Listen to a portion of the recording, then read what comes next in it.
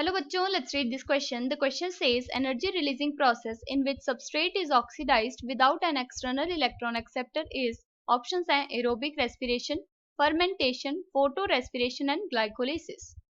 So the key concept here is respiration. Respiration में complex compounds की oxidation होती है,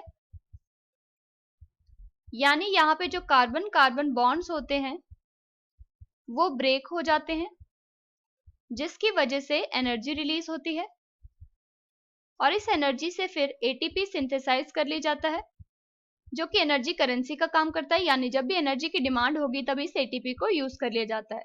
अब ये रेस्पिरेशन दो टाइप की होती है, aerobic and anaerobic. Aerobic respiration होती है इन द प्रेजेंस ऑफ ऑक्सीजन और एनारोबिक रेस्पिरेशन होती है in the absence of oxygen. Respiration के टाइम पे जब सबस्ट्रेट की ऑक्सीडेशन होती है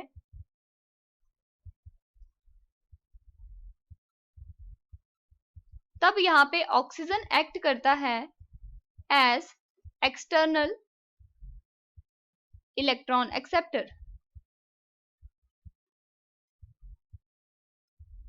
सो नाउ क्वेश्चन में पूछा है energy releasing process in which substrate is oxidized without an external electron acceptor is. तो एनर्जी रिलीजिंग प्रोसेस होती है रेस्पिरेशन, यानी यहाँ पे एनर्जी रिलीज होती है। फिर यहाँ पे बोला है कि सबस्ट्रेट की ऑक्सीडेशन के टाइम पे एक्सटर्नल इलेक्ट्रॉन एक्सेप्टर एब्सेंट होगा, यानी यहाँ पे ऑक्सीजन एब्सेंट होगी। फर्स्ट ऑप्शन है एरोबिक रेस्पिरेशन, तो एरोबिक रेस्पिरेशन में तो ऑक्सीजन प्रेजेंट होती है, इसलिए ये इनकरेक्ट हो जाएगा। सेकेंड है फर्मेंटेशन,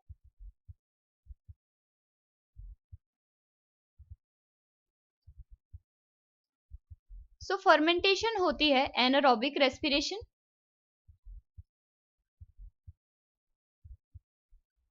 यानी यहाँ पे ऑक्सीजन एब्सेंट होगी। सबसे पहले होती है ग्लाइकोलिसिस, जिसमें ग्लूकोज कन्वर्ट हो जाता है into 2 molecules of pyruvic acid. ये पायरुविक एसिड फिर या तो कन्वर्ट हो जाता है into lactic acid in the presence of lactate dehydrogenase, या फिर ये कन्वर्ट हो जाता है into ethanol in the presence of pyruvic acid decarboxylase and alcohol dehydrogenase. और इन दोनों के यहाँ पे दो दो मॉलिक्यूल्स बनते हैं।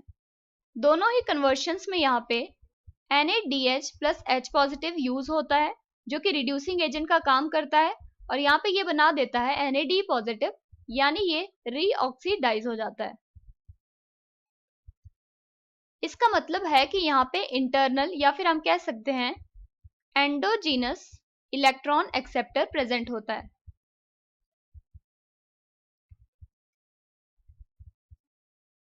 सो ये ऑप्शन हमारा करेक्ट हो जाएगा, क्योंकि फर्मेंटेशन में सबस्ट्रेट ऑक्सीडेशन के टाइम पे ऑक्सीजन एब्सेंट होता है, यानी एक्सटर्नल इलेक्ट्रॉन एक्सेप्टर यहाँ पे एब्सेंट होता है। थर्ड ऑप्शन है फोटो रेस्पिरेशन।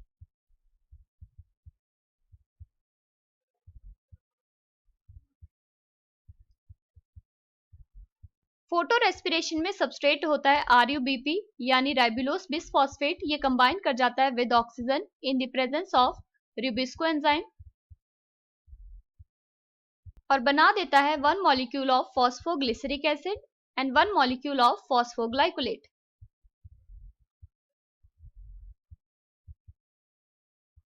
यानी यहाँ पे भी ऑक्सीजन प्रेजेंट होता है as an external electron acceptor, इसलिए ये ऑप्शन भी इनकरेक्ट हो जाएगा। फोर्थ ऑप्शन है ग्लाइकोलिसिस, तो ग्लाइकोलिसिस कॉमन पाथवे है for both aerobic and anaerobic respiration, इसलिए एरोबिक रेस्पिरेशन में यहाँ पे ऑक्सीजन प्रेजेंट होगी, तो यहाँ पे एक्सटर्नल इलेक्ट्रॉन एक्सेप्टर प्रेजेंट होता है सबस्ट्रेट की ऑक्सीडेशन के टाइम पे, इसलिए ये ऑप्शन भी इनकरेक्ट हो जाएगा। So the final answer here is option B, that is fermentation. Hope you understood it well. Best of luck.